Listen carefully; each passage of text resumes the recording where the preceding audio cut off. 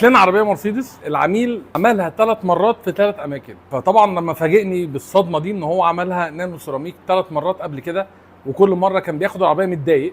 فانا بصراحه اتقفلت، لان عندنا دايما اعتقاد ان احنا مش الافضل، بس بنحاول نقدم الافضل، لان دي سر ان احنا نتطور دايما. انا مش عارف ايه اللي هيحصل، فقلت له طب معلش ثواني بقى، خليك معانا كده، احنا ايه هنلمع نص الكبوت ونشوف.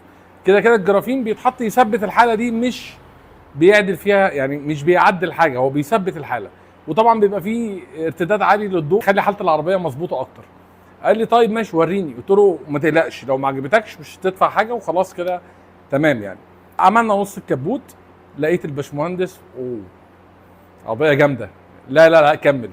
دي حاجه فرحتنا جدا. بس اللي فرحنا اكتر بقى ان باشمهندس احمد بقى كل حد يشوف عربيته يقول له انت عامل العربيه دي فين، يقول له عند شيلد بلس، خد نمره الباشمهندس مصطفى وكلمه. جات لنا عربيتين، والثالثه كان فيها قصه كبيره جدا. نقر كانت محتاجه تعمل فاميه، وكان طبعا هيتعمل الجرافين. العربيه اي 300 لونها ابيض، فمش باين قوي في التصوير الحاله بتاعتها. كلمنا بتاع البي دي ار جالنا، ما كانش احلى حاجه بصراحه، بس ظبط. اهم حاجه كانت مهم انها تتظبط، نقره كانت داخله جوه قوي.